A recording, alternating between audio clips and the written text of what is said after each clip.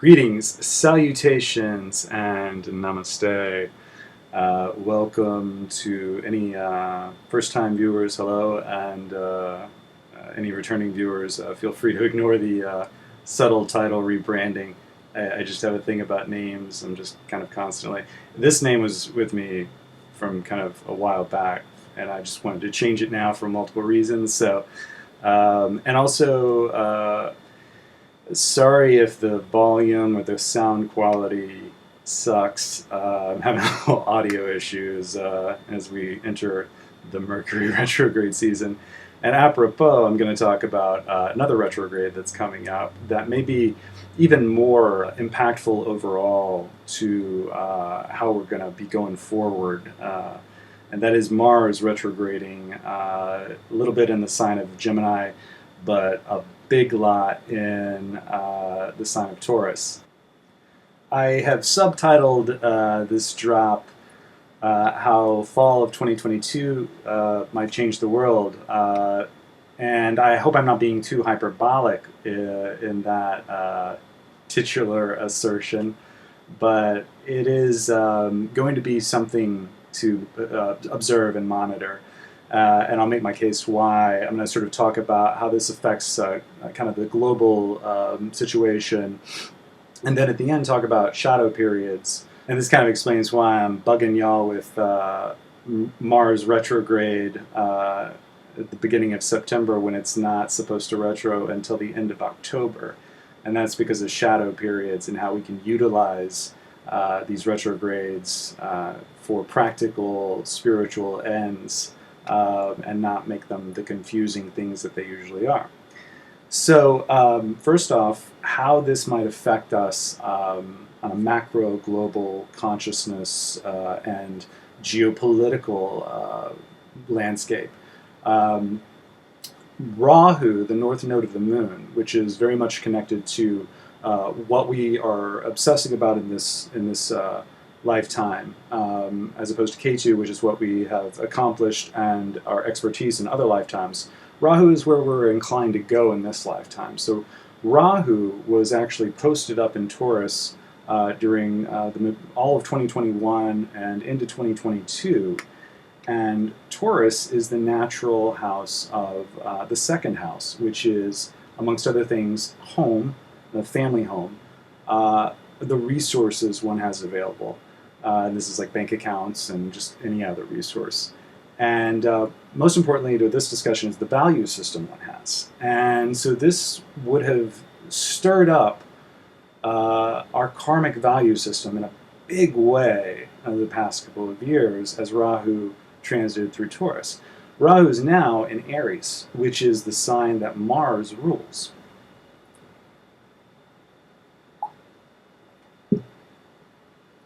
So, with Rahu being in Aries, Mars ruling Aries, Mars is now in Taurus, where Rahu was for 18 months up until April of 2022. Now, Mars will be in Taurus over the course of the next 6 months, primarily. It'll go sneak into Gemini for a bit, but it's going to be in Taurus for about 3 times as long as it usually is, if not more, when it transits through any given zodiac sign, which usually takes about 5-6 weeks. So this is going to be 6 months of Mars in Taurus. And this will, in a way, kind of pass the torch forward on some prognostications I had made when I first started this channel about how Rahu and Ketu were going to stir things up and kind of change our interpersonal relationships. So I'm going to kind of go into that more a little bit later when I talk about Mars and Venus relationship. But for now, you have to understand that Mars being in Taurus is certainly going to, through this season of election cycles and some other things that people are definitely tense about on a global scale. And this is going to add some interesting dynamism because Mars is the planet of action, strength, power, determination. And in my opinion, in my experience, I feel this one. When Mars goes retrograde, it makes me sluggish. I don't want to work out. I don't want to. I'm just kind of like, and even in Taurus, it's going to exasperate those qualities because Taurus is the home. Taurus is the bull who wants to just kind of chill and snort and enjoy the comforts of home. And this might be challenged in many ways. Resources could be challenged. And this is all to a very good end eventually. But the reason I wanted to make this drop so early is to try and get ahead of what might be directly affected.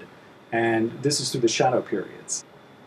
So if, for anyone who hasn't heard me talk about shadow periods, what this constitutes is part of the retrograde cycle, which there are 3 components of. This is the first.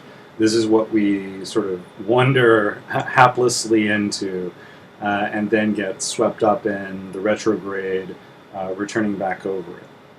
So what happens is, by degree, Mars will return to a certain date, and this date is the beginning of the shadow period.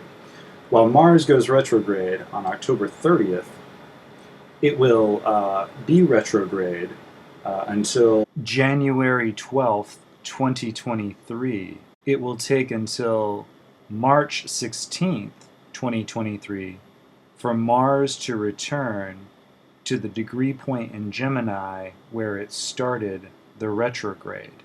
But during that time, it will go back over events that happened during the beginning, starting at the beginning of September and moving until the end of October. So essentially September and October get swept up in Mars's retrograde. In other words, events that one experiences will be revisited in some dynamic way over the course of the next 6 months. And yes, the practical approach is to definitely be aware of what's happening in your life, and to the extent that one can control that, be certainly aware of things that might start to drain your energy, because Mars is energy. Health-related issues certainly are always, because Mars rules the natural first house, where Rahu is, so everyone is going to have some kind of dynamic interpersonal situation come up, because Mars is being challenged in a Venus-ruled house, the Taurus, and the other Venus-ruled house is Libra, and that's where Ketu, the other half of Rahu's body that's been severed at the neck, Ketu is posted up in Libra for a good long while. So all of this is going to be, these Venus energies and Mars energies are going to be tossed and turned for the next 6 months. Certainly one practical approach I'm going to try is to get a good routine of activity, and it doesn't necessarily mean hardcore activity, but like yoga or qigong, or things that are light on your body, that aren't going to be so challenging when Mars actually gets retrograding. Get into a practice of doing something that's going to physically give you a boost in some way, and that's certainly something I'm going to try. Then as for how this is going to affect certain ascendants and moons, I'm going to talk a little bit about that. And descending order, here's how it goes, and you'd never guess who gets affected the most. Taurus, of course. Taurus ascendant, Taurus moon. And one could even say the sun, because Mars is going to be aspecting with its 4th aspect, Leo, which is the house ruled by the sun. So even though I don't emphasize the sun as much as the moon and the ascendant, these are going to definitely be affected more. So starting with Taurus, it will then be Sagittarius, Scorpio, and Gemini. And everybody else is definitely going to be affected, obviously, but these particular ascendant and moons will be impacted. I'll talk a little bit about why this is. So I had done some drops about the overall impact of Rahu and Ketu for the next year and a half, and at this point it'll be the next year, and it affecting our interpersonal relationships, and perhaps detaching us from a lot of those. But this is in aid of bringing more agency to the first house, the natural first house of Aries. So it's really about focusing on oneself so that one can be a better spouse, a better neighbor, a better business partner. Not necessarily about breaking up and finding someone else, but rather about refining one's own essence, because that's what the first house is. It's your overall essence, and this is where Rahu is. And because Mars is going to be its next door neighbor in Venus's house, looking at Scorpio, which is Scorpio is the natural 8th house of death and rebirth, transformation, secrets, mystical things like Tantra, and all sorts of other very esoteric and mysterious things. But this house is going to be aspected by Mars, and especially for Taurus, Mars is also going to be throwing its 8th aspect on Sagittarius, which is the 8th house of Taurus and the first house of Sag, obviously. So this particular aspect is going to be something to watch for Sagittarius ascendants and for Taurus ascendants. The 8th house, or the 8th aspect of Mars, is going to reveal new things through the processes of rebirth, through resurrection, through finding the end of one thing and the beginning of another, one door closing and another door opening. That's the gateway that Scorpio and Sagittarius hold. And it's all in aid of bringing us to a higher wisdom and a transcendent approach to life. It's a process, baby. I will wrap by saying there's going to be some crazy shit on the horizon, and it's best to stay frosty and keep your head on a swivel, as always.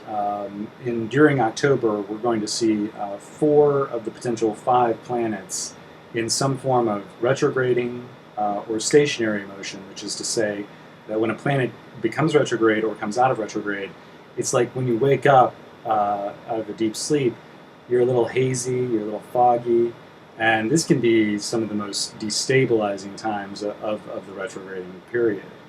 So what I sort of want to conclude with is, as always, an optimistic perspective that changes are coming, and the best way to embrace what's happening is to take a proactive approach. And these shadow periods are, my best advice is how to approach it. During September and October in particular, find virtue in exchanges with others, no matter how challenging they may be. And I believe this will help the most positive resonance come out of what's to come. We need to see all ends of the spectrum of people's perspectives and where everyone's coming from. And that's going to be the key to weathering the more difficult parts of the transit.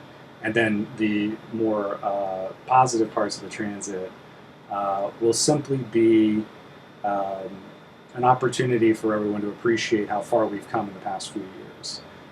Once Mars moves forward, beginning in spring of next year, there will be a major shift, and we'll see what happens.